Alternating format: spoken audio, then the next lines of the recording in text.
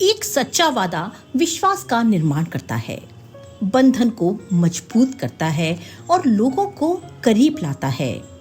चाहे आप प्यार, वफादारी, समर्थन या व्यक्तिगत विकास का वादा करें, सबसे महत्वपूर्ण बात है अपना वादा निभाना। और यही है हमारी आज की कहानी। सुनिए जी, मैं सोच रही हूँ कि हमारी दोनों बेटियां बड़ी हो रही हैं, तो क्यों ना अब उनकी शादी के बारे में सोचा जाए, क्योंकि आपकी इस तनख्वाह में हम उन्हें इतना ही पढ़ा सकते थे और हमारे पास इतना पैसा भी नहीं है कि दोनों की शादी एक साथ कर दें। इसलिए बड़ी बेटी आरती की शादी के बाद कुछ साल इंतजार करने के बाद ही हम दूसरी बेटी स्तुति की शादी के लिए पैसे का इंतजाम कर पाएंगे। संध्या जी ने चिंतित होते हुए अपने पति रमन जी से कहा। तो रमन जी बोले, अरे भाग्यवान, तुम्हें कितनी बार कहा है, ये सब तुम्हारे सोचने की बातें नहीं हैं। मैंने अपनी बेटियों को इसलिए पढ़ाया है ताकि वो अपने पैरों पर खड़ी हो सकें। उन्हें आगे बढ़ने का मैं पूरा मौका दूंगा, क्योंकि शादी के बाद इतनी जिम्मेदारी हो जाती है कि लड़की अपने बारे में कभी सोच तक नहीं पाती। देखिए जी, आपकी बात बिल्कुल सही है, लेकिन नौकरी तो वो अपने घर वालों की रजामंदी से भी कर लेगी, और अगर शादी की उम्र निकल गई तो अच्छा लड़का मिलना मुश्किल हो जाएगा। इसलिए मेरी बात पर विचार कीजिए, और अगर ठीक लगे तो मेरी एक सहेली है ममता, उसके भाई का बेटा है, बहुत अच्छा परिवार है। लड़का क्या करता है? कुछ सोचते हुए रमन जी ने पूछा। तो संध्या जी बोली, लड़का इंजीनियर है, उच्च पद पर है, अच्छा पैसा कमाता है। मुझे तो सही लगा, आपका पता नहीं। हाँ संध्या, तुम्हारी बात से कुछ हद तक मैं भी सहमत हूँ, लेकिन अपनी बेटियों की जिंदगी का इतना बड़ा फैसला मैं बिना उनकी मर्जी के नहीं ले सकता। अगर आप सहमत हैं तो ठीक है, हम शाम को ही उनसे बात कर लेंगे। संध्या जी ने भी खुशी जताते हुए कहा और रसोई घर में चली गईं। और इधर रमन जी आंखें बंद करके पुरानी यादों में खो गए। 20 साल पहले जब आरती का जन्म हुआ था तो उनकी अम्मा जी को पूरी उम्मीद थी कि संध्या को बेटा ही होगा। सबसे कहती फिरती कि मेरी सास को पहला बेटा हुआ, मुझे भी बेटा हुआ, और अब देखना मेरी बहू को भी पहला बेटा ही होगा। लेकिन भगवान की मर्जी के आगे किसकी जली है। जब आरती का जन्म हुआ तो अम्मा जी निराश हो गईं और दबी आवाज में संध्या को कोसना भी शुरू कर दिया। एक दिन पड़ोस वाली दादी से बोली, अरे ताई जी, गलती तो हमारी थी, हमें ये भी तो देखना था कि ये भी अपनी माँ की पहली बेटी है, बस इसीलिए इसके भी पहली बेटी हो गई। संध्या तो बेचारी चुप ही रहती, लेकिन रमन जी एक दिन बोल ही पड़े, अम्मा, ये रात दिन क्या बेटा बेटा लगा के रहती हो? मेरे लिए बेटे और बेटी में कोई फर्क नहीं है, और जब मुझे इनके पालन पोषण में कोई दिक्कत नहीं है तो फिर आप भी परेशान मत होइए ना। बेटे का गुस्सा देखकर अम्मा जी चुप हो गईं और कुछ भी कहना बंद कर दिया। लेकिन अब उन्हें एक नई धुन सवार हो गई। अब जिंदगी ही कितनी बची है, अगर जीते जी घर का चिराग देख लेती तो सुकून से मरती। पर अम्मा, आपको हुआ क्या है? रमन जी हंसते हुए बोले, अरे बेटा, बुढ़ापे का शरीर है, क्या जाने कब भगवान का बुलावा आ जाए। जाने से पहले पोते का मुंह देख लेती तो सीधे बैकुंठ चली जाती। अम्मा की बात सुन रमन जी हंसकर चुप रह जाते। खैर, अम्मा की प्रार्थना ऊपर वाले ने सुन ली और एक दिन संध्या ने अम्मा जी को बताया कि वो दोबारा माँ बनने वाली है। ये सुनकर तो अम्मा जी बहुत खुश हो गईं और पिछली सारी बातें भूलकर संध्या का खूब ख्याल रखने लगीं। इस बार भी बेटे की उम्मीद थी, लेकिन संध्या को 7वां महीना ही चल रहा था कि एक दिन अम्मा जी बाथरूम में फिसलकर गिर गईं। सर पर इतनी जोर की चोट लगी कि 2 दिन बेहोश रहने के बाद भी होश नहीं आया और वो भगवान को प्यारी हो गईं। रमन जी और संध्या जी के दुख की तो कोई सीमा ही नहीं थी। अम्मा के जाने से पूरा घर सूना हो गया। जैसी भी हो, पर घर की रौनक थी अम्मा जी। चली गई मन में पोते की आस लिए। ये अफसोस कहीं ना कहीं संध्या को भी था, पर भगवान की मर्जी के आगे किसकी चली है। 9 महीने पूरे हो गए और एक बार फिर संध्या ने बेटी को जन्म दिया। इस बार संध्या को भी बेटे की ही आस थी, लेकिन रमन जी ठहरे अपने उसूलों के पक्के। दूसरी भी बेटी हो गई तो क्या हुआ, दिखा दूंगा दुनिया को कि बेटियां बेटों से कम नहीं होती। जिस दिन अपने माता पिता का नाम रोशन करेंगी तो सारी दुनिया कहेगी, वो देखो आरती और स्तुति के पापा जी जा रहे हैं। बस इसी भावना के साथ रमन जी ने संध्या से कह दिया कि बेटे की राह में तीसरी संतान को जन्म नहीं देंगे। संध्या ने भी रमन जी की बात पर सहमति जता दी, क्योंकि वो भी जानती थी कि उनकी इतनी हैसियत नहीं है कि वो 3-3 बच्चों की परवरिश ठीक से कर पाएं। बस इसीलिए उसने भी पति के निर्णय में अपनी सहमति दे दी और दोनों माता पिता अपनी बेटियों की परवरिश में लग गए। दोनों बहनें पढ़ाई से लेकर घर के कामकाज तक हर काम में निपुण थीं और जितनी सुंदर खुद थीं, उतना ही सुंदर स्वभाव था। आज संध्या ने जो भी बातें कहीं, उनमें काफी हद तक सच्चाई भी थी, क्योंकि बढ़िया परवरिश और उच्च शिक्षा के चलते रमन जी का बैंक बैलेंस बहुत ज्यादा नहीं हो पाया था। और वैसे भी आज के समय में आपकी बेटी चाहे जितनी भी होशियार हो, पढ़ी लिखी हो, जब शादी की बात होती है तो दहेज की समस्या सबसे पहले आती है। अच्छा लड़का चाहिए तो दहेज भी चाहिए, और लाख कोशिश करो पर पहली बेटी में ही इतना खर्चा हो जाता है कि दूसरी की शादी करने से पहले 10 बार सोचना पड़ता है।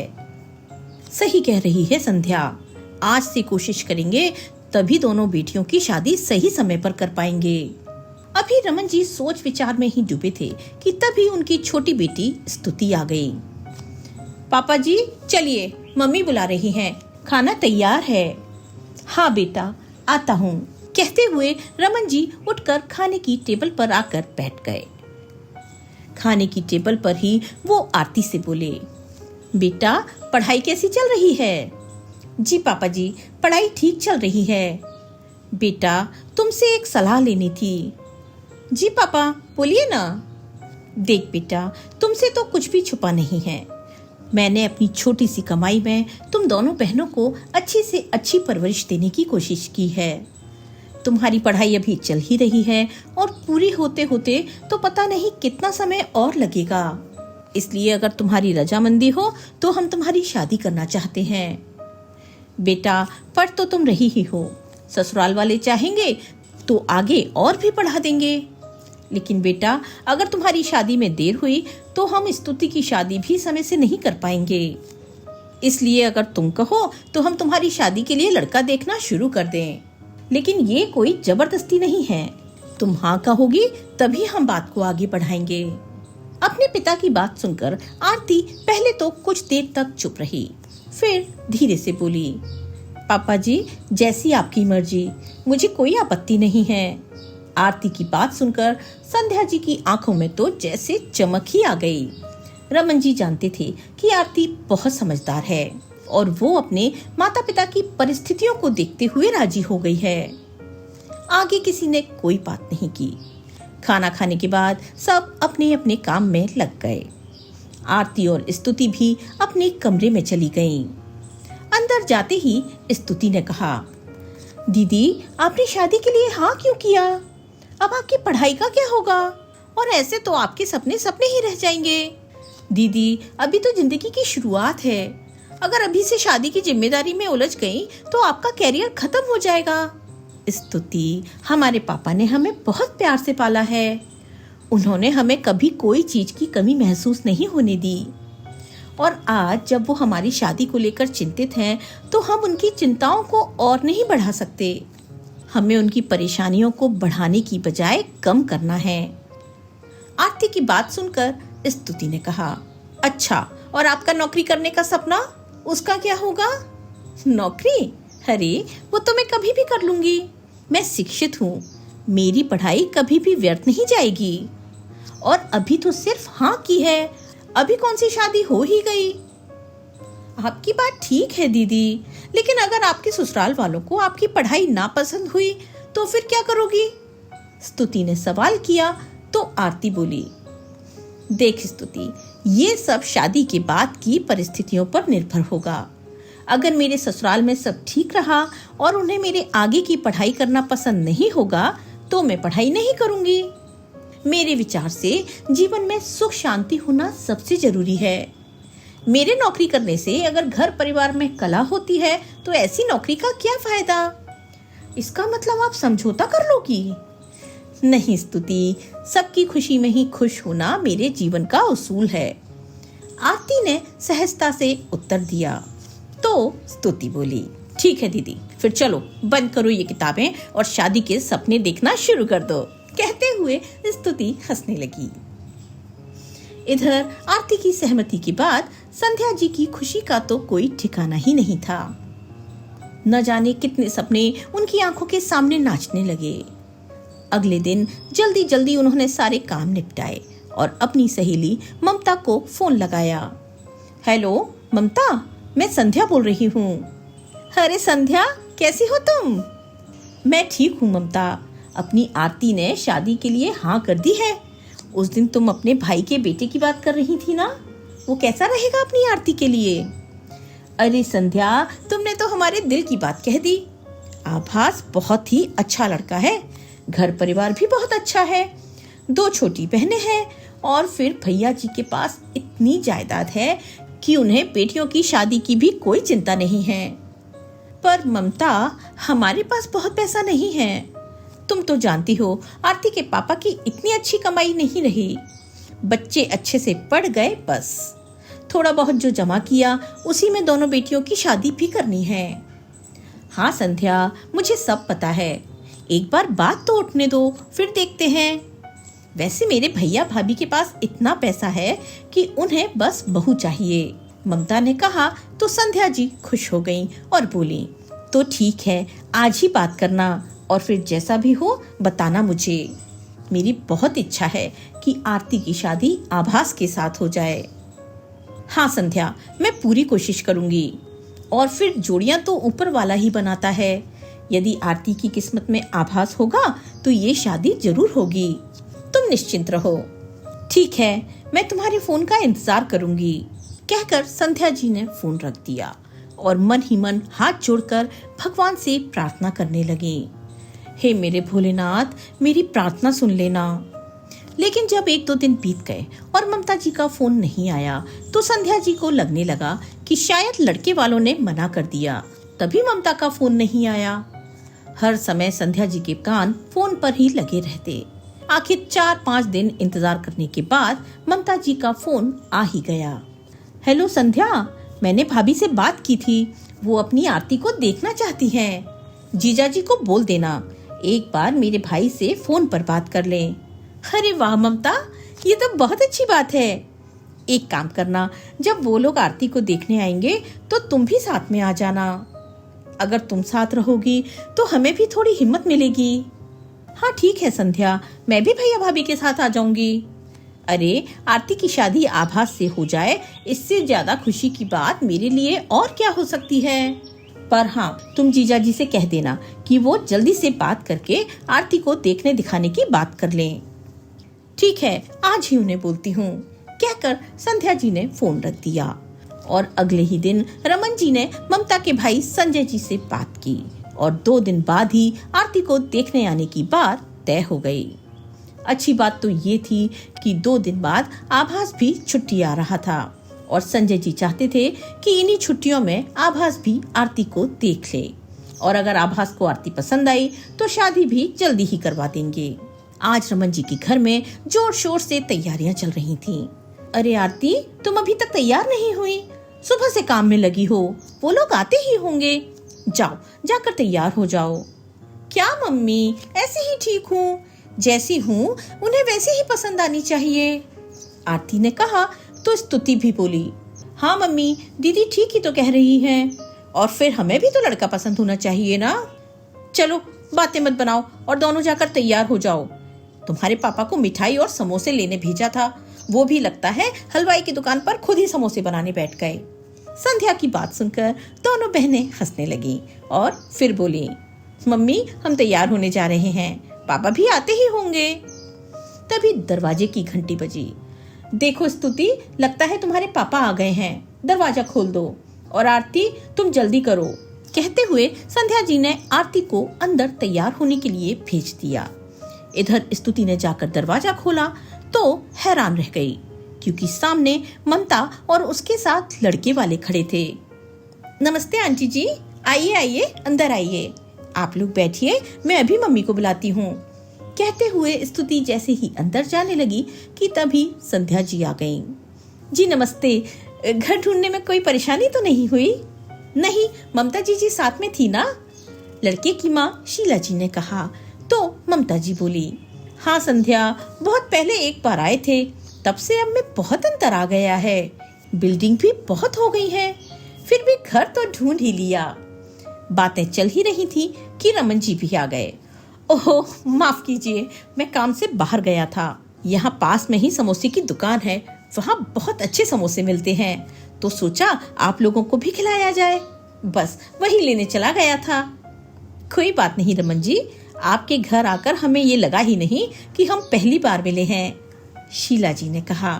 तभी रमन जी समोसे और मिठाई संध्या जी को देते हुए बोले, अरे संध्या, जाओ भाई, चाय और समोसे लेकर आओ, और आरती को भी तो मिलवाओ सबसे।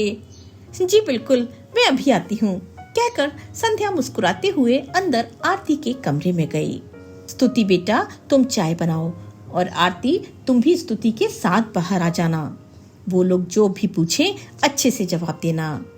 बेटा, बात बिगड़नी नहीं चाहिए, लड़का बहुत अच्छा है। क्या बोलते हो तुम लोग अंग्रेजी में? हैंडसम, बहुत हैंडसम है। ये सुनकर दोनों बेटी फिर से एक बार हंसने लगी।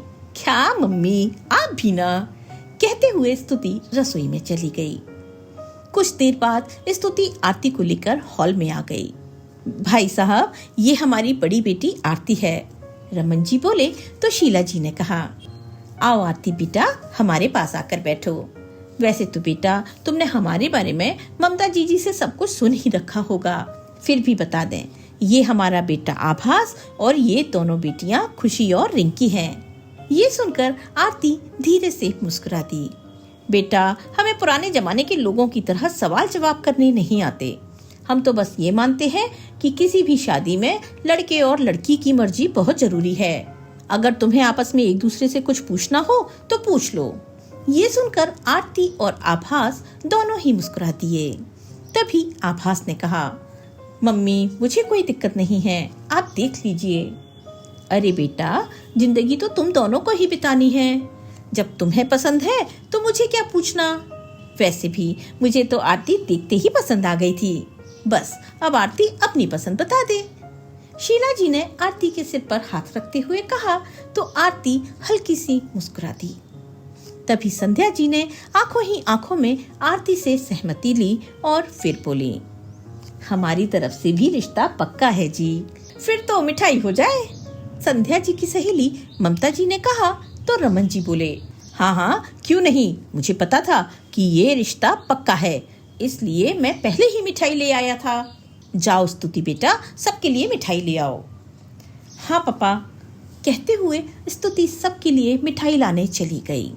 तभी शीला जी ने कहा, भाई साहब, अब जब रिश्ता पक्का हो ही गया है तो फिर देर किस बात की, चट मंगनी पर ब्याह कर देते हैं। हाँ हाँ बहन जी, क्यों नहीं, अभी पंडित जी से बात करके मुहूर्त निकलवा लेते हैं। कहते हुए रमन जी ने पंडित जी के पास फोन मिलाया तो 1 महीने बाद की ही शादी की तारीख फिक्स हो गई। ये सुनकर सबके चेहरे खुशी से झूम उठे। ठीक है भाई साहब, अब हम भी चलते हैं, शादी की तैयारियां जो करनी है, हाथ जोड़ते हुए आभास के पिता संजय जी ने कहा और वहां से निकल गए। उनके जाते ही संध्या जी ने भगवान को धन्यवाद दिया और दोनों तरफ से शादी की तैयारियां जोरों शोरों से शुरू हो गईं। आज वो दिन भी आ गया जिसका सभी को इंतजार था। आज रमन जी का घर रोशनी से जगमगा रहा था। संध्या जी तो खुशी से फूली नहीं समा रही थीं, लेकिन बेचारे रमन जी सारी व्यवस्था अकेले देखकर परेशान हो गए थे। उनकी यही कोशिश थी कि कहीं कोई कमी न रह जाए। ऐसा नहीं था कि रिश्तेदार नहीं थे, लेकिन रमन जी ने सारी जिम्मेदारी स्वयं संभाल रखी थी। किसी की थोड़ी सी लापरवाही से बात बिगड़े, ये उन्हें मंजूर नहीं था। बारात दरवाजे पर आ चुकी थी और दुल्हन बनी आरती बेहद खूबसूरत लग रही थी। पूरे विधि विधान के साथ दोनों की शादी संपन्न हो गई। आरती विदा होकर ससुराल आ गई। पूरा घर रिश्तेदारों से खचाखच भरा हुआ था। खुशी और रिंकी पूरे घर में खुशी से चहक रही थीं। ना बुआ जी, भाभी का चेहरा कोई भी बिना नेक के नहीं देखेगा। मेरी भाभी चांद का टुकड़ा है, इतनी आसानी से दर्शन नहीं होने दूंगी। खुशी हाथ मटकाते हुए बोली। हाँ भाई, सुना तो हमने भी है कि आभास चांद का टुकड़ा ब्याह कर लाया है, लेकिन जब हम देखेंगे तभी तो बताएंगे कि बहू कैसी है। थोड़ी देर बाद मुंह दिखाई की रस्म शुरू हो गई। एक एक करके सभी ने आरती को देखा और बहुत तारीफें की। अपनी आरती की तारीफ सुनकर आभास भी खुशी से फूला नहीं समा रहा था। अगले दिन आभास ने आरती से कहा, देखो आरती, मेरा घर परिवार सब कुछ आज से तुम्हारा है और इस घर में तुम्हें बहुत प्यार मिलेगा और मैं भी तुमसे वादा करता हूँ कि तुम्हारी जिंदगी में कभी कोई दुख नहीं आने दूंगा। लेकिन आरती, तुम्हें भी मेरे घर के प्रति जिम्मेदारियों को पूरा करने में मेरा पूरा साथ देना होगा। तो आरती ने भी हाँ में सिर हिलाते हुए कहा, जी, मैं हर कदम पर आपका और आपके परिवार का साथ दूंगी।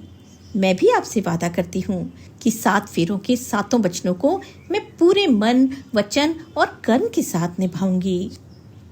मुझे तुम पर पूरा विश्वास है आरती, और मैं भी तुम्हें विश्वास दिलाता हूँ कि तुम्हारे हर सुख दुख में तुम मुझे अपने पास पाओगी।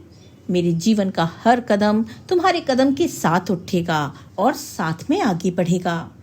हमारे इस नए जीवन का सफर हम प्यार और विश्वास के साथ तय करेंगे।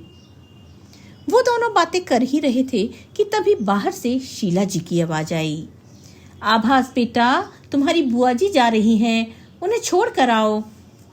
हाँ माँ, अभी आया, कहकर आभास बाहर चला गया। शादी के बाद 10 दिन कैसे निकल गए उन्हें पता ही नहीं चला।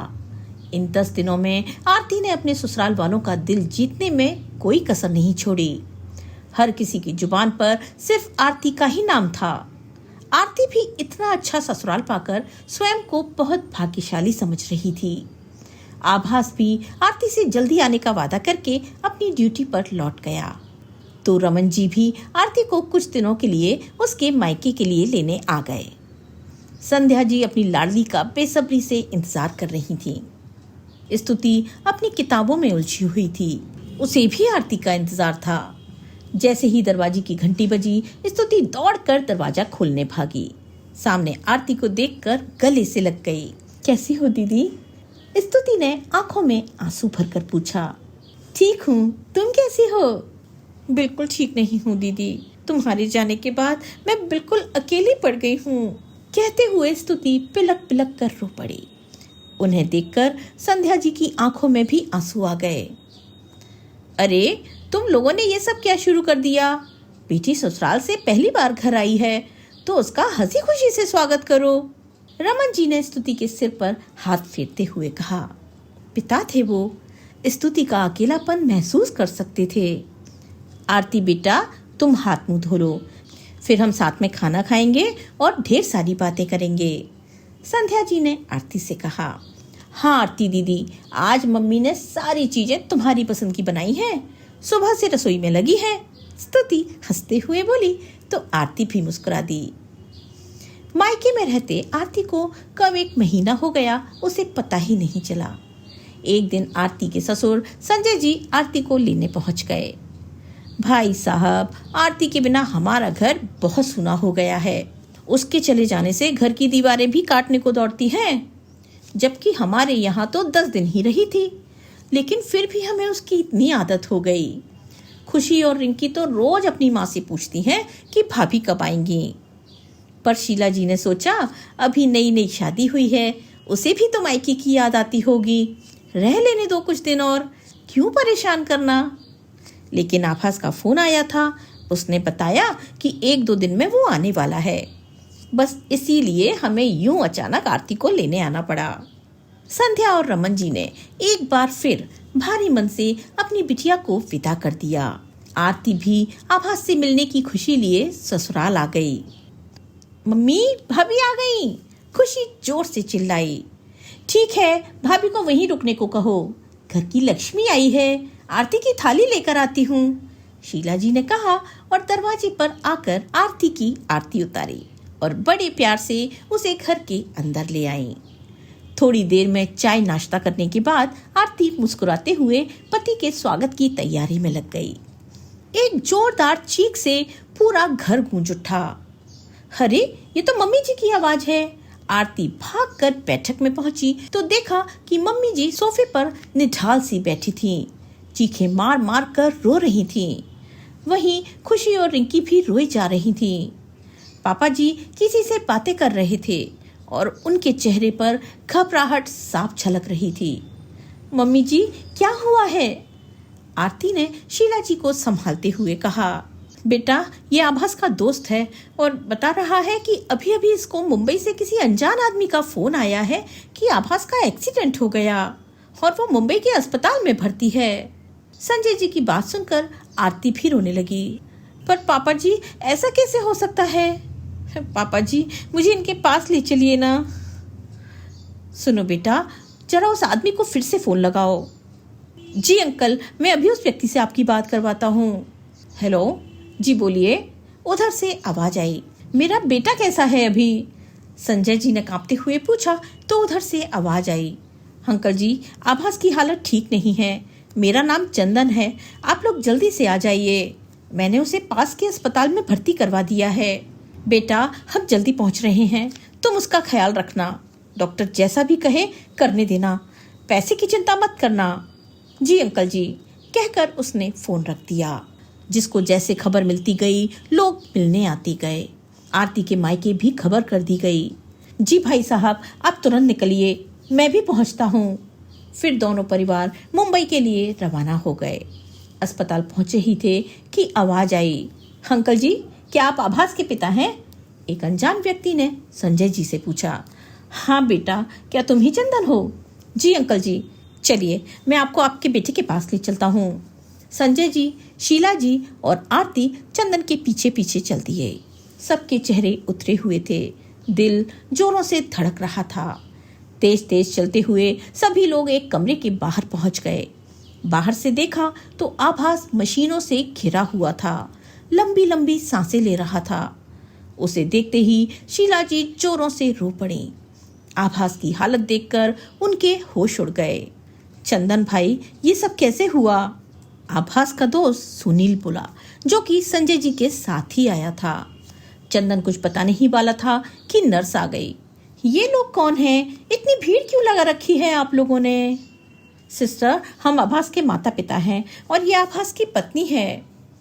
नर्स ने आरती को गौर से देखा और बोली, कितने दिन हुए हैं शादी को? जी, अभी 1.5 महीना भी नहीं हुआ है, शीला जी धीरे से बोली। उनकी आंखों के आंसू रुकने का नाम ही नहीं ले रहे थे। चंदन जी, आप मेरे साथ चलिए, आपसे कुछ बात करनी है। चंदन नर्स के पीछे पीछे चल दिया। कुछ आगे जाकर नर्स रुक गई। चंदन जी, मेरी बात मानिए तो अपने मरीज को किसी और बड़े अस्पताल में दिखाइए। वैसे तो मुझे अस्पताल प्रशासन की ओर से ऐसा कोई भी सुझाव देने का अधिकार नहीं है, किंतु मरीज की हालत और उस मासूम सी लड़की को देखकर मैं आपको ये सलाह दे रही हूँ। ठीक है सिस्टर, मैं अभी आभास के माता पिता से बात करता हूँ। चंदन ने संजय जी से बात की और उसी वक्त आभास को एक बड़े अस्पताल में भर्ती करा दिया। बेटा, तुम्हें आभास कैसे मिला? अंकल जी, रात को 12 बजे मैं अपने एक दोस्त की शादी से अपने घर वापस आ रहा था कि मेरी नज़र सड़क के बीचों बीच पड़े आभास पर गई। सोचा कोई शराब पीकर भी सड़क पर पड़ा है, उठाकर एक तरफ कर देता हूँ। पर पास जाकर देखा तो वो आभास था। शायद एक्सीडेंट हुआ था। पूरे शरीर पर चोट का निशान नहीं था, लेकिन सर पूरी तरह से खून से लथपथ था। उसके शरीर में कोई हलचल नहीं थी। लेकिन अंकल जी, मुझे महसूस हुआ कि उसमें अभी भी जान है। बस फिर क्या था, अपने दोस्तों की मदद से तुरंत उसे अस्पताल में भर्ती करवाया। उसकी जेब से ये बचुआ और ये फ़ोन मिला और बस बिना देखे जाने मैंने एक नंबर मिला दिया और फिर मेरी सुनील से बात हुई और उसके आगे तो आपको पता है। बेटा, तुम मेरे लिए किसी भगवान से कम नहीं हो, शीला जी ने रोते हुए कहा तो चंदन बोला, नहीं आंटी जी, ऐसा मत कहिए, बस भगवान को धन्यवाद दीजिए। इधर आरती, वो जब से आभा से मिली थी एक बार भी उसके पास से नहीं हटी। ना किसी से कुछ बोलना और ना ही कुछ खाने पीने की सुध, बस आंखों से आंसू बहे जा रहे थे। 10 दिन हो चुके थे, लेकिन आभास की हालत में कोई सुधार नहीं हुआ। आरती बेटा, अगर तुम अपना ख्याल नहीं रखोगी तो शीला जी को कौन संभालेगा, संध्या जी ने कहा तो आरती बोली, मम्मी, उनके बिना मैं मर जाऊंगी, भगवान जी से बोलिए ना वो आभास को ठीक कर दें। आरती रोते हुए बोलती जा रही थी तो संध्या जी उसे सांत्वना देते हुए बोली, सब ठीक हो जाएगा बेटा, भगवान जी कभी किसी के साथ बुरा नहीं करते। पास बैठी शीला जी दोनों की बातें सुन रही थीं। वो भी बोल पड़ी, संध्या जी, आप ही बताइए, आपके भगवान जी ने मेरे बेटे के साथ ऐसा क्यों किया? सोचा था शादी होगी तो घर हंसी खुशी से गूंज उठेगा, लेकिन यहाँ तो सब उल्टा हो गया। बेटे की शादी होते ही घर में मातम छा गया। बहन जी, शुभ शुभ बोलिए, ये आप कैसी बातें कर रही हैं? संध्या जी ने भरे गले से कहा तो शीला जी बोली, और क्या बोलूं, सारी खुशियां मिट्टी में मिल गईं। ना जाने किस मुहूर्त में शादी हुई। चुप रहो शीला, ये अस्पताल है, और ये ख्याल तुम अपने दिमाग में भी मत लाना कि इस शादी से कुछ हुआ है। भगवान के आगे किसी की मर्जी नहीं चलती, इसलिए किसी को दोष देने की बजाय भगवान से प्रार्थना करो। संजय जी बोल ही रहे थे कि तभी आरती ने आभास के शरीर में हलचल महसूस की। मम्मी देखो, आभास को होश आ रहा है। आभास ने अभी अभी अपना हाथ हिलाया। ये सुनकर सुनील डॉक्टर के कैबिन की ओर भागा। डॉक्टर आए और आभास को देखते ही उन्होंने उसे मृत घोषित कर दिया। ये सुनकर रमन जी और संजय जी के परिवार पर तो जैसे दुखों का पहाड़ टूट पड़ा। सब दुख से भरे थे। किसी ने बेटा खोया तो किसी ने भाई, किसी ने दामाद खोया तो किसी ने सुहाग। कौन किसको संभालता? दुनिया तो सबकी उजड़ी थी। ऐसे में एक बार फिर चंदन और उसके परिवार ने सबको संभाला। सीने पर पत्थर रखकर आभास का अंतिम संस्कार कर दिया। आभास चला गया, जीवन भर का गम देकर। आरती रोती रही, चीखती चिल्लाती रही, लेकिन भगवान के आगे किसी की नहीं चलती। आभास को गए हुए 15 दिन हो गए थे। तभी एक दिन संध्या जी ने गौर किया कि अब शीला जी आरती और संध्या से कम बातें करती। शुरू शुरू में संध्या जी को लगा शायद बेटी के गम में खामोश हो गई हैं। फिर धीरे धीरे उनकी बातों में आरती के लिए तानों की बौछारें आने लगी। खुशी और रिंकी भी हर समय आरती को घृणा की दृष्टि से देखने लगी। एक दिन संध्या जी ने रमन जी से कहा, सुनिए जी, मुझे लगता है कि अब हमें चलना चाहिए। आखिर कितने दिन यहाँ रहेंगे? हाँ संध्या, तुम्हारी बात सही है, लेकिन आरती को ऐसी हालत में छोड़कर जाने की हिम्मत नहीं पड़ रही। आपकी बात सही है जी, पर एक बात और। कहते कहते संध्या जी रुक गईं। और क्या बात है संध्या, साफ साफ कहो। जी, आप तो हमेशा भाई साहब के साथ होते हैं, इसलिए हो सकता है आपको महसूस ना हो, पर मैंने देखा है शीला जी और उनकी दोनों बेटियां हमारी बेटी से ठीक से बात नहीं करती। शायद वो इस पूरी घटना के लिए हमारी बेटी आरती को ही दोषी ठहरा रही हैं। पर संध्या, इसमें हमारी बेटी का क्या दोष? जो कुछ भी हुआ उसमें उसका भी तो सब कुछ उजड़ गया है। ठीक है, संजय जी से बात करता हूँ। अगर वो हाँ करते हैं तो कुछ दिनों के लिए हम अपनी बेटी को अपने साथ ले चलते हैं। वहाँ कुछ माहौल बदलेगा तो उसका भी मन शांत हो जाएगा। बिल्कुल सही कह रहे हैं आप, मैं भी उसको इस हालत में अकेला नहीं छोड़ सकती। तभी जोर से आवाज आई, रिंकी, तुम आरती से कैसे बात कर रही हो? मत भूलो वो तुम्हारी भाभी है। मुझे मत बताओ स्तुति दीदी, अरे जब भाई ही नहीं रहा तो कैसी भाभी? रिंकी, स्तुति जोर से चिल्लाई। चिल्लाइए मत, ये मेरा घर है, समझी तुम? उनकी आवाज सुनकर पूरा घर इकट्ठा हो गया। तभी संजय जी ने कहा, क्या हुआ स्तुति बेटा? जी अंकल जी, कुछ नहीं, स्तुति ने धीरे से कहा तो संजय जी ने अपनी बेटी रिंकी से पूछा। क्या हुआ रिंकी, तुम ही बताओ। तो रिंकी चिल्ला कर बोली, एक बार नहीं 10 बार समझा चुकी हूँ कि ये आरती मेरे पास ना आया करे। इन्हें देखकर मुझे मेरे भाई की ज्यादा याद आती है। उनके नसीब में खोट था, तभी तो मेरा भाई चला गया। रिंकी, बंद करो अपनी ये बकवास। कौन भरता है तुम्हारे दिमाग में ये सब? संजय जी ने अपनी बेटी रिंकी को डांट दिया तो रिंकी रोते हुए अपने कमरे में चली गई। आरती अपने सर को झुकाए सब बातें सुन रही थी, पर न जाने क्यों आज उसकी आंखों में आंसू नहीं, सिर्फ दर्द था। तभी आरती के पिता रमन जी ने कहा, भाई साहब, अगर आप हाँ कहें तो आरती को कुछ दिनों के लिए हमारे साथ भेज दीजिए। नहीं नहीं रमन जी, बच्चों के झगड़ों में आप नाराज ना हो, संजय जी बोल पड़े। तभी शीला जी बोली, सुनिए, अगर वो आरती को ले जाना चाहते हैं तो ले जाने दीजिए। तो संजय जी ने कहा, नहीं शीला, आरती के जाने के बाद घर और वीरान हो जाएगा, आभास के जाने का दर्द और गहरा हो जाएगा। तभी उनकी बात को बीच में से काटते हुए शीला जी बोली, आप समझने की कोशिश क्यों नहीं करते? हमारा आभास जा चुका है और अगर आरती यहाँ रहेगी तो वो और दुखी रहेगी। जी भाई साहब, भेज दीजिए आरती को हमारे साथ। आप जब कहेंगे हम आरती को वापस ले आएंगे। ठीक है, जैसी आपकी मर्जी। जाओ आरती बेटा, जाने की तैयारी करो, संजय जी ने कहा। पर आरती टस से मस न हुई। चलो आरती, घर चलो, संध्या जी ने कहा। तो आरती बोली, कौन सा घर मम्मी? मेरा घर तो यही है। मेरा दुख सुख सब इस घर से जुड़ा है।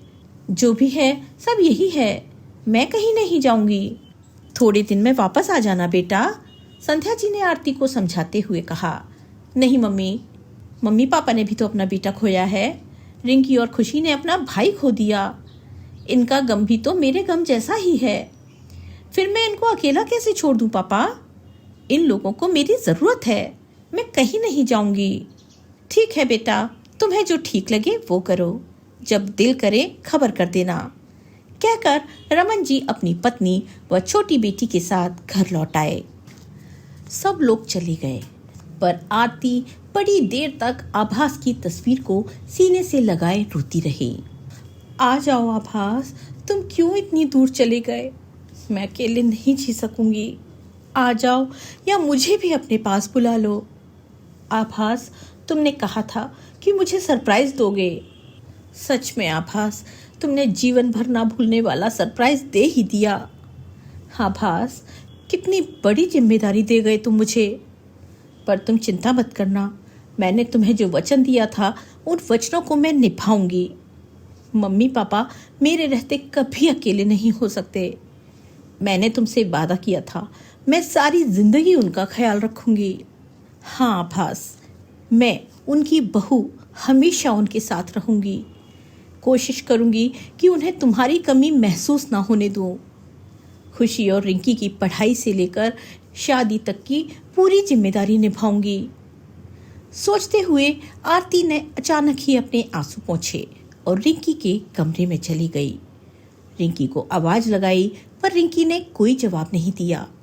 पास जाकर देखा तो रिंकी किसी किताब के पन्ने पलट रही थी। पास ही आभास, रिंकी और खुशी की तस्वीर रखी थी। तस्वीर रक्षाबंधन की थी। आरती समझ गई कि रिंकी पन्ने पलटकर पढ़ने का नाटक कर रही है। रिंकी, पढ़ रही हो? आरती ने पूछा, लेकिन रिंकी फिर भी चुप ही रही। रिंकी, नाराज हो? आरती की आंखों में आंसू आ गए। रिंकी, कुछ गलती हुई तो माफ कर दो।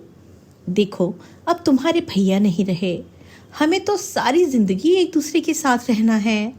इस तरह नाराज रहोगी तो मैं किसका मुंह देखकर जिंदा रहूंगी? अब तुम ही लोग तो मेरा सहारा हो। और विश्वास करो, मैं तुम्हें तुम्हारे भैया की कमी कभी महसूस नहीं होने दूंगी। रिंकी की आंखों से भी आंसू बह चले, लेकिन जैसे ही आरती ने रिंकी को सीने से लगाया, तभी रिंकी ने आरती का हाथ झटक दिया। नहीं, तुम मेरी भाभी नहीं हो।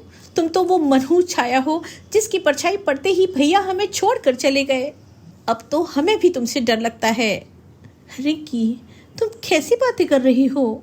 आरती दर्द से करा उठी। चली जाओ यहाँ से और ये मनहूस सूरत लेकर मेरे सामने मत आया करो प्लीज। ये सुनकर आरती रोते हुए अपने कमरे में चली गई। सही कहा रिंकी ने, मनहूस ही तो हूं मैं। जन्म जन्म का साथ निभाने की बात करने वाला आभास मात्र 10 दिन उसके साथ रहा और उन 10 दिनों में उसके हिस्से में चंद यादें ही तो आई थीं और अब उन्हीं यादों के साथ पूरी जिंदगी काटनी थी और उसे दिए गए वचनों को निभाना था। सोचते हुए आरती ने एक बार फिर आंसू पोंछे और घड़ी पर नजर डाली।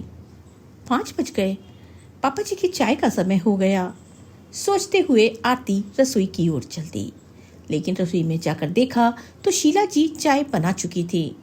अरे मम्मी जी, आपने चाय क्यों बनाई? मुझे आवाज दे देती। कोई बात नहीं, ये तो रोज की बात है। नहीं मम्मी जी, आगे से ये नहीं होगा। अब सारे दुख भूलकर मुझे आप लोगों का ख्याल रखना है। आरती ने चेहरे पर हल्की सी मुस्कान लाते हुए कहा। अच्छा, इतनी जल्दी तुम सब भूल जाओगी? सही भी है। साथ भी कितने दिन का था तुम्हारा? मात्र 10 दिन का। अरे, हमने तो उसे जन्म दिया था, पाला पोसा था, मेरी जिंदगी था वो। तुम भूल सकती हो, हम नहीं। मम्मी, आरती ने शीला जी की ओर देखा। शीला जी ने चाय ली और संजय जी के पास चली गईं। आरती को लगा काश अभी ये धरती फट जाए और वो उसमें समा जाए। मैंने तो ऐसा कुछ भी नहीं कहा। आभास के जाने से मुझे कितना फर्क पड़ा वो मैं ही जानती हूँ, पर मेरे दुखी रहने से सब दुखी होंगे ये सोचकर मैं इनके सामने दुखी नहीं होना चाहती थी, पर मेरी बात को तो मम्मी जी ने उल्टा ही ले लिया। खैर, कोई बात नहीं। अभी मम्मी जी, रिंकी और खुशी मुझे जानती ही कितना है। धीरे धीरे वो भी मुझे समझने लगेंगी और सब ठीक हो जाएगा। आभास को गए 6 महीने हो गए थे। शीला जी और रिंकी आरती के साथ बहुत बुरा सलूक करती, पर बेचारी आरती किसी से कोई शिकायत नहीं करती। बस आभास की तस्वीर के आगे अपने मन की बात करके दिल हल्का कर लेती। लेकिन हाँ, संजय जी आरती को अपनी तीसरी बेटी मानने लगे थे। कई बार वो अपनी पत्नी व बेटियों के गलत व्यवहार के कारण उन्हें डांट भी देते, पर तीनों माँ बेटी को कोई फर्क नहीं पड़ता। एक दिन संजय जी ने कहा, आरती बेटा, मैं तुमसे कुछ कहना चाहता हूँ। जी पापा जी, बोलिए ना। बेटा, मैं सोच रहा था कि तुम कुछ दिनों के लिए अपने मायके चली जाओ। माहौल बदलेगा तो तुम्हें भी अच्छा लगेगा। नहीं पापा जी, आप लोगों को मेरी ज़रूरत है और फिर ये मेरा अपना घर है। मुझे खुश रहने के लिए कहीं और जाने की ज़रूरत नहीं है। फिर भी बेटा, मेरी बात मानो और कुछ दिनों के लिए अपनी माँ के पास हो आओ। रमन जी भी अक्सर मुझे फ़ोन पर कहते रहते हैं। मैं उन्हें फ़ोन कर देता हूँ कि वो तुम्हें आकर ले जाएं। आरती ने हाँ में सिर हिला दिया। उसकी सहमति पाते ही 2 दिन के बाद ही रमन जी आकर अपनी बेटी को लेकर चले गए। जाते हुए आरती ने अपने साथ आभास की फोटो भी ले ली, क्योंकि आभास की ये फोटो ही तो थी जो उससे बातें करती थी। मायके पहुंचकर आरती हर समय गुमसुम रहती। स्तुति उसे समझाने की बहुत कोशिश करती, लेकिन आरती भी क्या करे। एक दिन फोन की घंटी बजी। आरती ने फोन उठाया।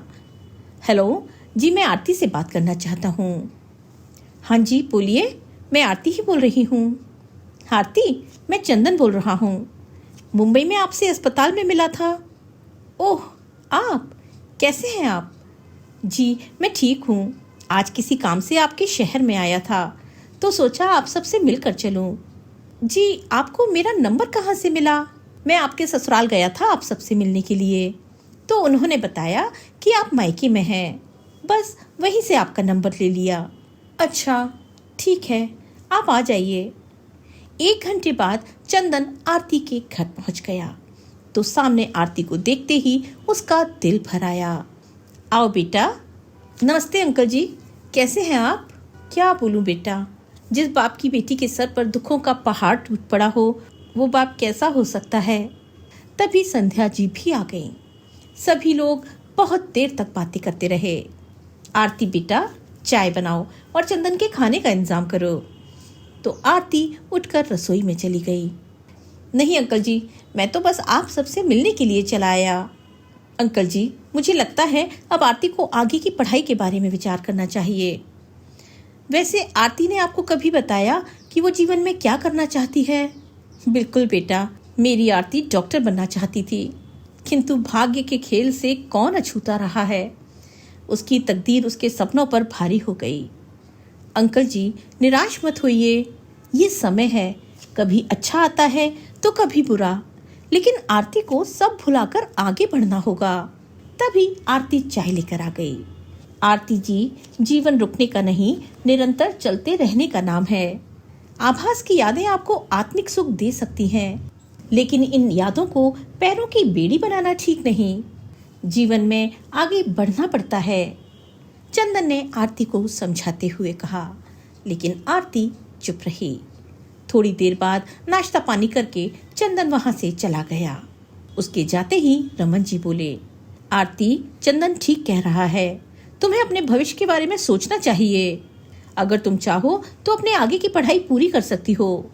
नहीं पापा जी, अब मेरे जीवन का सिर्फ एक उद्देश्य है, आभास के परिवार की देखभाल करना। पापा जी, मैं उनका इतना ख्याल रखूंगी कि एक दिन वो मुझे अपनी बहू से बेटी कहने लगेंगी। आरती बेटा, ये तुम्हारी भावना है, मैंने तुम्हारी सास और नंदों को देखा है। रिंकी तो उस हादसे के लिए तुम्हें ही दोषी ठहरा रही है। संध्या जी ने उसे समझाते हुए कहा तो आरती बोली, मम्मी, रिंकी अभी बच्ची है और फिर मैंने आभास को वचन दिया था। कहते कहते आरती रो पड़ी। ठीक है बेटा, जैसी तुम्हारी इच्छा, कहकर रमन जी चुप हो गए। समय बीता। आरती को मायके आए हुए 6 महीने से अधिक हो गए थे। ससुराल से किसी ने उसकी सुध नहीं ली।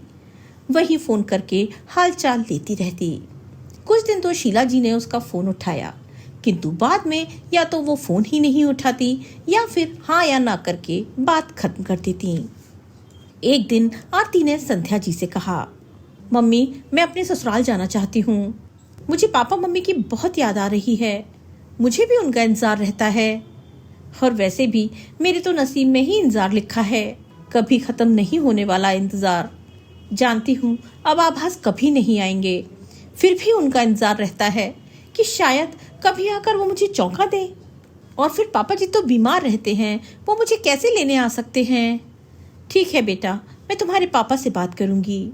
रमन जी से बात की तो वो भी मान गए और अगले ही दिन अपनी बेटी को ससुराल छोड़ने जाने की बात कह दी। तो आरती के चेहरे पर भी हल्की सी मुस्कान आ गई, लेकिन आभास की याद आते ही वो अपनी भावनाओं पर काबू न रख सकी और फूट फूट कर रोने लगी। संध्या जी ने उसे सीने से लगा लिया। अरे, मेरी बहादुर बेटी रो रही है। संध्या जी की आंखों से भी आंसू बह निकले। मम्मी, आज आभास की बहुत याद आ रही है। बेटा, जो होना था सो हो गया। सब कुछ बहुत कष्टकारी था, पर कब तक इन आंसुओं के सहारे जिंदगी कटेगी। परेशान मत हो, भगवान ने कुछ अच्छा भी सोचा होगा, भगवान पर विश्वास रखो। संध्या जी ने उसे ढांढस बंधाते हुए कहा। तभी फोन की घंटी बजी। देखा तो उनकी सहेली ममता का फोन था। हेलो संध्या, ये क्या किया तुम लोगों ने? ममता जी गुस्से से बोली तो संध्या जी ने कहा, क्या हुआ ममता, क्या किया हमने? संध्या, परसों संजय भैया का देहांत हो गया और आपके यहाँ से कोई भी नहीं आया। अरे, कम से कम आरती को ही भेज दिया होता। क्या बात कर रही हो ममता, हमें इस विषय में कोई खबर नहीं है। पर संध्या, शीला भाभी तो रो रो कर बोल रही थी कि उन्होंने आपको 15 दिन पहले फोन कर दिया था। झूठ बोलती है वो। पिछले 6 महीने से उन्होंने एक बार भी फोन करके आरती का हालचाल नहीं पूछा। और कुछ दिन पहले जब संजय भाई साहब से हमारी बात हुई तो वो ठीक बात कर रहे थे। संध्या, मुझे आपकी बात पर विश्वास है, मैं शीला भाभी को भी भली भांति जानती हूँ, लेकिन मेरे विचार से आप जल्दी से जल्दी आरती को लेकर वहाँ पहुँचे। बिल्कुल ममता, अगर तुम्हारा फोन नहीं भी आता ना तो भी आज आरती और उसके पापा उसके ससुराल जा रहे थे, अब मैं भी जाऊंगी। ठीक है संध्या, कहकर ममता ने फोन रख दिया और रमन जी को सारी बात बताई। उसी समय सभी लोग आरती के ससुराल के लिए निकल गए। वहां पहुंचे तो आरती को देखते ही शीला जी जोर जोर से चीखने लगी, खबरदार अगर घर के अंदर पैर रखा तो। बहन जी, भाई साहब के जाने का हमें भी बहुत दुख है और हमें तो आज ही पता चला। रमन जी ने अपनी बात रखते हुए कहा तो शीला जी बोली, रमन जी, आपसे हमारा कोई संबंध नहीं है, आपकी बेटी अब शकुनी है, आते ही मेरे बेटी को खा गई और अब मेरा सुहाग उजड़ गया। इसके आते ही मेरा घर संसार उजड़ गया। चले जाइए यहाँ से। बहन जी, ये समय नहीं है ऐसी बातों का। और फिर मेरी बेटी ने भी तो बहुत कुछ खोया है। मैं कुछ नहीं सुनना चाहती। अब मेरे पास सहारे के नाम पर मेरी बेटियां ही बची हैं और मैं नहीं चाहती कि इस मनहूस का साया मेरी बेटियों पर पड़े। चली जाओ यहाँ से। इतना कहकर शीला जी ने आरती को धक्का दे दिया। शीला जी की जली कटी बातें सुनकर आरती पत्थर हो गई और बिना कुछ कहे घर से बाहर निकल गई। रमन जी और संध्या जी भी रोते हुए आरती के पीछे पीछे चल दिए। आरती घर लौट आई और कई दिनों तक रोती रही। फिर अपने आप को समझाया कि ऐसे कब तक रोती रहूंगी। एक ससुर था जो उसे अपनी बेटी मानता था, वो भी चला गया। अब सास तो उसे उस घर में पैर भी नहीं रखने देगी, तो क्यों ना अब अपनी जिंदगी में आगे बढ़ा जाए। यही सोचकर उसने एक दिन अपने पापा से कहा, पापा मैं आगे पढ़ना चाहती हूँ। ये सुनकर रमन जी और संध्या जी भी खुश हो गए और समझ गए कि आरती ने परिस्थितियों से तालमेल बिठाना शुरू कर दिया है। अब आरती और स्तुति एक साथ पढ़ती और हंसती बोलती। कुछ दुख ऐसे होते हैं जो जीवन में कभी खत्म तो नहीं होते, लेकिन समय के साथ कम जरूर हो जाते हैं। आरती के साथ भी यही हुआ। पहली बार में ही नीट की परीक्षा पास कर आरती ने मेडिकल की पढ़ाई शुरू कर दी। इधर चंदन भी आरती को पूरा सहयोग देता। मम्मी आप एक बार आरती से मिल तो लीजिए। चंदन ने अपनी माँ विमला जी से कहा तो विमला जी चिढ़ते हुए बोली, बेटा पागल मत बनो, तुम्हारे लिए लड़कियों की क्या कमी है जो तुम उस विधवा से शादी करने की जिद किए बैठे हो। मम्मी आरती ने मात्र 10 दिन पति के साथ समय बिताया है, तो क्या उन 10 दिनों का बोझ लेकर आरती सारी जिंदगी जिएगी। बेटा तुम्हारी 2 बहनें भी हैं, कभी सोचा है उनकी शादी कैसे होगी। मम्मी मेरी शादी से उनकी शादी का क्या संबंध है। बेटा ये तुम्हारे लिए आसान है, हमारे लिए नहीं। ये समाज ऐसी शादियों को कभी स्वीकार नहीं करता। आरती को लेकर जिस गली से निकलोगे लोग यही कहेंगे कि ये वही लड़की है जिसकी दूसरी शादी हुई है, और फिर धीमे से तंज कसेंगे कि जरूर लड़के में ही कुछ कमी होगी, तभी ऐसी लड़की को स्वीकार किया। मम्मी मुझे समाज की चिंता नहीं है। ये समाज तब सामने क्यों नहीं आया जब आरती को उसके पति की मौत का जिम्मेदार ठहराया गया, उसे धक्के मारकर घर से बाहर निकाल दिया गया। और भगवान न करे ऐसा कोई हादसा हमारी दोनों बहनों के साथ हो जाता तो भी आप ऐसा ही सोचती। चंदन ऐसी अशुभ बातें करते तुम्हें शर्म नहीं आती। मम्मी शुभ अशुभ कुछ भी नहीं होता, सब हमारे मन की भावनाएं हैं। और फिर जो बात सुनकर आप इतनी नाराज हो रही हैं वो आरती पर बीत रही है। मम्मी आपके लिए समाज ज्यादा जरूरी है या मेरी खुशियां। बेटा ये प्यार कहीं दया तो नहीं है। मम्मी चाहे तुम कुछ भी समझो, आरती के पापा ने मुझसे विनती की है और मैं भी आरती को इस तरह दुखी नहीं देखना चाहता। चंदन की माँ विमला जी थोड़ी देर के लिए खामोश हो गईं। तभी उसके पिता रमेश जी भी आ गए। देखो बेटा, तुम जो कदम उठाने जा रहे हो वो आसान नहीं है। हमारे समाज में विधवा से विवाह एक ऐसी समस्या है जिसे खत्म करना तो सब चाहते हैं।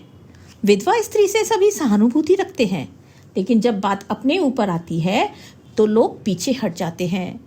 बेटा तुम्हारी माँ भी उन्हीं लोगों में से एक है, पर मुझे खुशी है कि तुमने मेरी शिक्षा का मान रखा। लेकिन बेटा तुम्हारा ये निर्णय भी आसान नहीं है, तुम्हें लोगों के कटाक्ष का सामना करना पड़ेगा। क्या ऐसे में तुम अपने निर्णय पर काबू रख पाओगे। जी पापा जी, मैंने बहुत सोच समझकर ये निर्णय लिया है। मुझे आपकी शिक्षा और अपने ऊपर पूरा विश्वास है। तो फिर ठीक है बेटा, हम भी आरती से मिलना चाहते हैं। थैंक यू पापा, मुझे आपसे यही उम्मीद थी। मैं अभी रमन अंकल जी को खबर कर देता हूँ कि हम उनसे मिलने आ रहे हैं। अगले दिन ही चंदन अपने परिवार के साथ रमन जी के घर पहुंच गया। मम्मी चंदन के मम्मी पापा क्यों आए हैं। आरती ने संध्या जी से पूछा। पता नहीं बेटा, हो सकता है यहाँ किसी से मिलने आए हों और इसीलिए हमसे भी मिलने आ गए हों। सारी औपचारिकता खत्म होने के बाद चंदन के पिता रमेश जी ने कहा, बेटा आरती, हम यहाँ तुमसे ही मिलने आए हैं और मैं जो भी कहूँगा स्पष्ट कहूँगा। बेटा चंदन तुम्हें बहुत पसंद करता है और तुमसे शादी करना चाहता है। क्या तुम भी उससे शादी के लिए तैयार हो। आरती ने अपने पिता की ओर देखा। रमन जी मन मन मुस्कुरा रहे थे, जैसे ये बात उन्हें पहले से ही पता हो। अंकल जी, वो मेरी पढ़ाई। आरती की आवाज़ लड़खड़ा रही थी। कोई बात नहीं बेटा, तुम एक शिक्षक की बहू बन रही हो, तुम्हारी पढ़ाई में कोई रुकावट नहीं होगी। जी, मैं चंदन से अकेले में बात करना चाहती हूँ। ठीक है बेटा, कर लो, बस तुम शादी के लिए मना मत करना, विमला जी ने हंसते हुए कहा। चंदन जी, मैं आपसे शादी नहीं कर सकती। पर क्यों आरती? चंदन जी, आपके एक फ़ोन ने मेरी सोच को एक दिन में ही बदल दिया। आपने सिर्फ इतना ही कहा था कि ज़िंदगी अगर किसी मकसद के साथ जी जाए तो आसान हो जाती है, तकलीफ़ें कम हो जाती हैं। बस उसी उम्मीद से मैंने अपनी ज़िंदगी का एक मकसद बना लिया, क्योंकि भगवान ने जो जीवन दिया है उसे जीना ही पड़ेगा। और फिर डॉक्टर बन के लोगों की सेवा करने का निर्णय लिया। धीरे धीरे मैं खुश भी रहने लगी, लेकिन इसका मतलब ये नहीं कि मैं आभास को भूल गई। चंदन जी, मैंने आभास को वचन दिया था कि मैं जीवन भर उसके परिवार को अपना परिवार मानूंगी। मैं उनको दिया वचन नहीं तोड़ सकती। वो मुझे अपना नहीं मानते, पर मेरे लिए वही सर्वोपरि है। मैं आपसे शादी नहीं कर सकती। आरती, किस दुनिया में जी रही हो? होश में आओ। आभास इस दुनिया से जा चुके हैं और उनका परिवार भी तुम्हें पूरी तरह से भुला चुका है। इंसानियत के नाते मैं तुम्हें कभी नहीं रोकूंगा उस परिवार का ख्याल रखने के लिए, बल्कि तुम्हारा साथ दूंगा। किंतु एक वचन के लिए अपनी सारी जिंदगी एक कुएं में मेंढक बनकर रह जाना क्या ठीक है आरती? जिंदगी उतनी कठिन भी नहीं जितना हम समझ लेते हैं। जिंदगी बहुत आसान है, बस जीने की कला आनी चाहिए। जीवन की चुनौतियों का सामना करना आना चाहिए। शादी का मतलब बंधन नहीं होता। शादी का मतलब है जब दो लोग मिलकर जिंदगी को खुशहाल बनाते हैं, जिंदगी को और आसान बनाते हैं। मेरी तरफ से तुम्हें कभी कोई तकलीफ नहीं होगी। मैं तुम्हें वो सारी खुशियां दूंगा जिसकी तुम हकदार हो। बाकी तुम्हारी मर्जी, मैं तुम्हारे साथ कोई जबरदस्ती नहीं करूंगा। इतना कहकर चंदन कमरे से बाहर चला गया। आरती की निगाहें दीवार पर लगी आभास की तस्वीर पर टिक गईं। आरती बहुत देर तक चंदन की बातों पर विचार करती रही और फिर आभास की तस्वीर को दीवार से निकालकर अलमारी में रख दी और चल पड़ी जीवन की अगली पारी को खेलने। बाहर आकर उसने शादी के लिए हाँ कर दी तो सब लोग बहुत खुश हो गए। स्तुति भी आरती के निर्णय से बहुत खुश थी, क्योंकि स्तुति ने भी खुद से वादा किया था कि जब तक आरती का दूसरा घर नहीं बस जाता वो भी शादी नहीं करेगी। एक बार फिर आरती शादी के बंधन में बंध गई। ससुराल में आरती को बहुत प्यार और सम्मान मिल रहा था। चंदन का परिवार उसे महसूस ही नहीं होने देता कि उसका एक दर्द भरा अतीत भी है। अगर आरती और चंदन के रिश्ते के विषय पर कोई सवाल भी उठाता तो स्वयं विमला जी आगे बढ़कर जवाब दे देती। इस तरह धीरे धीरे लोगों ने बातें बनाना भी बंद कर दी। समय बीता और आरती की शादी को 5 साल बीत गए। उसकी मेडिकल की पढ़ाई भी पूरी हो गई थी। अब वो उसी शहर के अस्पताल में नौकरी कर रही थी। एक दिन वो अस्पताल में राउंड पर निकली हुई थी। अपने स्वभाव के कारण सभी मरीज और अस्पताल के अन्य कर्मचारी उसे बहुत पसंद करते थे। वो उधर घूम ही रही थी कि तभी किसी ने आवाज दी, आरती। अपना नाम सुनकर आरती के कदम अपने आप रुक गए। उसने मुड़कर देखा तो आवाज की तरह चेहरा भी जाना पहचाना लगा। आरती स्वयं को रोक न सकी और उस अजनबी की ओर बढ़ गई। पास जाकर देखा तो आरती की आंखों से आंसू छलक आए। आरती ने स्वयं की भावनाओं पर काबू किया और बोली, आप यहाँ? और ये कौन है? आरती ने बिस्तर पर पड़े मरीज की ओर देखकर पहचानने की कोशिश करते हुए कहा, हाँ बेटा, मैं, और ये रिंकी है। वो महिला कोई और नहीं बल्कि आरती की पहली सास शीला जी थी। बेटा, ये हमारी रिंकी है। इसके ऊपर चाकू से हमला हुआ है। एक लड़के ने कल रात इसे चाकू मार दिया। ओह, ठीक है, आप परेशान मत होइए, आरती ने कहा और नर्स से बोली, नर्स, रात में ड्यूटी पर कौन थे? मैडम, कल रात डॉक्टर अखिलेश ड्यूटी पर थे। ठीक है, आप निश्चिंत रहिए, रिंकी को कुछ भी नहीं होगा। मैं अभी डॉक्टर से बात करती हूँ। कहकर आरती डॉक्टर के पास गई। डॉक्टर, रिंकी की हालत कल रात बहुत खराब थी और ये पुलिस केस भी है। अभी रिंकी की क्या स्थिति है? मैडम, अभी कुछ कहा नहीं जा सकता।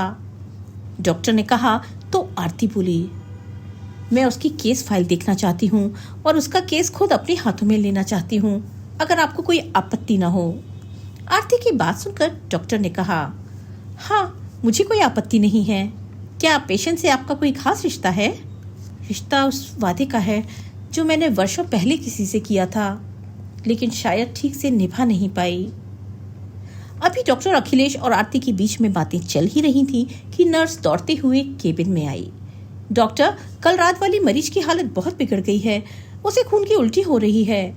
ये सुनकर आरती और डॉक्टर अखिलेश दौड़कर रिंकी के पास पहुंचे, लेकिन तब तक रिंकी दम तोड़ चुकी थी। शीला जी जोर जोर से रो रही थी। उनकी बेटी रिंकी भी उन्हें छोड़कर जा चुकी थी। आज एक बार फिर आरती को आभास को दिया हुआ वचन याद आ गया। आज उसे एहसास हुआ कि वो कितनी स्वार्थी है।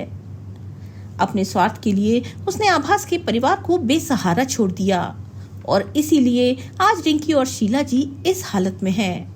आरती की आत्मा उसे धिक्कार रही थी। आरती, मेरी रिंकी चली गई, मेरी बेटी मुझे अकेला छोड़कर चली गई। शीला जी का रोना सुनकर हर आने वाले की आंखें नम हो गईं। थोड़ी देर में पुलिस भी आ गई और रिंकी के शव को पोस्टमार्टम के लिए भेज दिया। अब सवाल ये था कि शीला जी कहाँ जाएं? वैसे तो उनका अपना घर भी था, किंतु इस हालत में उन्हें अकेला छोड़ना भी ठीक नहीं था। आरती ने शीला जी से पूछा कि खुशी कहाँ है? बेटा, खुशी तो हमें बहुत पहले ही छोड़कर जा चुकी है। किसी लड़के के साथ भाग गई वो। अब रिंकी भी छोड़कर चली गई। आज आरती की आत्मा भी रो रही थी। उसने स्वयं को संभाला और चंदन को फोन लगाया। हेलो चंदन, क्या आप दुकान बंद करके घर आ सकते हैं? क्यों आरती, क्या हुआ? तुम उदास क्यों हो? चंदन, आज तुम्हारी आरती को तुम्हारी जरूरत है। कहते कहते आरती रो पड़ी। देखो आरती, रो मत, मैं अभी घर पहुंचता हूँ। चंदन घबराकर घर पहुंचा। उसी समय आरती भी घर पहुंच गई। साथ में शीला जी भी थी। दोनों की आंखों में आंसू थे।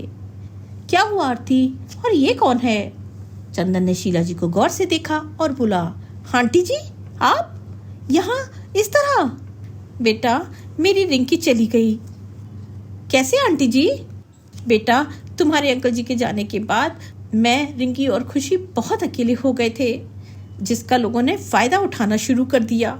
गली के लड़के आते जाते खुशी और रिंकी को छेड़ते। एक दो बार उनकी शादी की बात भी चली, लेकिन लोगों ने लड़के वालों को भड़का के रिश्ता भी नहीं होने दिया। तो फिर हम माँ बेटी अपना शहर छोड़कर यहाँ आ गए। बदनसीबी ने हमारा पीछा यहाँ भी नहीं छोड़ा। वो गुंडे हमारा पीछा करते हुए यहाँ तक आ गए और फिर कल रात के अंधेरे में उन्होंने रिंकी से बदतमीजी करने की कोशिश की और रिंकी के विरोध करने पर उसे चाकू मार दिया। अब इस दुनिया में मेरा कोई नहीं, शीला जी ने लंबी आह भरते हुए कहा। अगले दिन चंदन ने ही रिंकी का अंतिम संस्कार किया। शीला जी आरती के ससुराल में उसका मान सम्मान और सबका आपसी प्यार देखकर मन ही मन बहुत दुखी हो रही थी। ऐसा लाड़ दुलाड़ वो भी आरती पर लुटा सकती थी। आभास के जाने के बाद आरती को उनके प्यार और सहयोग की सबसे ज्यादा जरूरत थी, लेकिन उन्होंने क्या किया? आरती को मनहूस कहकर धक्के मारकर बाहर निकाल दिया। संजय जी भी इसी दुख में बीमार रहने लगे। अंतिम समय में आरती को याद करते रहे, लेकिन शीला जी ने आरती को खबर तक नहीं की। आभास और संजय जी के जाने के बाद यदि आरती साथ होती तो रिंकी और खुशी के ऊपर कोई भी बुरी नजर नहीं डालता, लोगों को एक डर होता। लेकिन शीला जी ने तो अपने पैरों में स्वयं ही कुल्हाड़ी मार ली थी, जिसका अंजाम आज सामने था। सच में आज शीला जी खुद से नजरें नहीं मिला पा रही थीं। 2 दिन बाद रमेश जी चंदन के कमरे में गए। चंदन बेटा, शीला जी के बारे में क्या सोचा है? पापा, मुझे समझ नहीं आ रहा कि क्या किया जाए। उनके आगे पीछे भी कोई नहीं, आखिर रिश्तेदारों के पास भी कितने दिन रहेंगी? आय का भी कोई साधन नहीं बचा। आरती बेटा, तुम्हारा क्या कहना है? आरती ने कोई जवाब नहीं दिया तो रमेश जी ने विमला जी से पूछा। विमला जी बोली, देखो जी, शीला जी को हम अपनी तरफ से जाने के लिए कभी नहीं कह सकते हैं। आखिर वो दुखियारी कहाँ जाएगी? उन्होंने आरती के साथ जो कुछ भी किया उसका दुख उन्हें भी है। आरती बेटा, अगर तुम कुछ कहना चाहो तो कह सकती हो। भले ही उस घर में तुम्हारा सिंदूर का रिश्ता खत्म हो गया हो, लेकिन इंसानियत का रिश्ता कभी खत्म नहीं होता। ये सुनकर आरती विमला जी के गले लगकर फूट फूट कर रोने लगी। मम्मी जी, मैंने आभास को वचन दिया था, मैं उसके परिवार को हमेशा अपना परिवार मानूंगी, लेकिन विधि को कुछ और ही मंजूर था। फिर चंदन की तरफ देखते हुए आरती ने कहा, चंदन, मुझे गलत मत समझना, मैं आज भी तन मन से पूरी तरह से आपकी हूँ, लेकिन वो वादा पूरा करना चाहती हूँ। आरती, मैं जानता हूँ तुम बहुत अच्छी हो। आभास का जाना एक हादसा था। मुझे खुशी है कि तुम अपनी बात की पक्की हो, वादा करके निभाना जानती हो। और फिर आरती, रिंकी का अंतिम संस्कार करके मैंने भी तो भाई का रिश्ता निभाया है। तब तो शीला जी भी मेरी माँ की तरह हैं। पापा जी, अगर आपकी इजाजत हो तो शीला आंटी को हम अपने साथ ही रख लें। शाबाश बेटा, मुझे तुमसे यही उम्मीद थी। मुझे नाज है अपनी परवरिश पर। रमेश जी ने चंदन के सर पर हाथ रखते हुए कहा और फिर आरती से बोले, वाह बेटा, बहू हो तो तुम्हारे जैसी, जो हर हाल में अपने वचन निभाने जानती हो। आभास के जाने के बाद भी तुम अपनी जिम्मेदारी निभाने से पीछे नहीं रही। शाबाश बेटा। विमला, शीला जी के यहाँ रहने से तुम्हें तो कोई आपत्ति नहीं? रमेश जी ने विमला जी से पूछा। जी नहीं, मुझे कोई आपत्ति नहीं, बल्कि मुझे तो खुशी होगी कि घर के अंदर ही एक सहेली मिल जाएगी। तो फिर चलो शीला जी को भी ये खुशखबरी दे देते हैं। कहते हुए सब लोग बाहर आए। शीला जी, आज से आप इस घर में रहेंगी। आपको कहीं भी जाने की जरूरत नहीं है।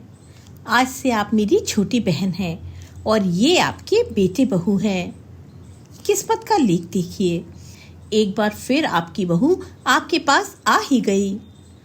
पर बहन जी, ये संभव नहीं है। कहते कहते शीला जी की आंखें भर आईं। शीला, तुम जैसे विमला जी की बहन हो, वैसे ही मेरी भी बहन हो, और हम में से आपके यहाँ रहने पर किसी को कोई आपत्ति नहीं है। बल्कि हमें खुशी होगी कि मेरे बेटे बहू अपनी जिम्मेदारी पूरी ईमानदारी से उठा रहे हैं। रमेश जी की बात सुनकर शीला जी की आंखें भर आईं। उसने आरती को गले से लगा लिया और चंदन के सर पर हाथ रखते हुए बोली, आज मुझे मेरा बेटा आभास और बहू आरती वापस मिल गए। ये सुनकर आरती को भी सुकून मिला कि आज उसका पति को दिया हुआ वचन पूरा हो गया। दोस्तों, आपको आज की ये कहानी कैसी लगी, लाइक और कमेंट करके जरूर बताएं। अगर आप हमारे चैनल पर पहली बार आए हैं तो चैनल को सब्सक्राइब करना बिल्कुल ना भूलें। मिलते हैं एक नई कहानी के साथ। तब तक के लिए स्वस्थ रहिए, मस्त रहिए और अपने अपनों का ख्याल रखिए। आपका बहुत बहुत धन्यवाद।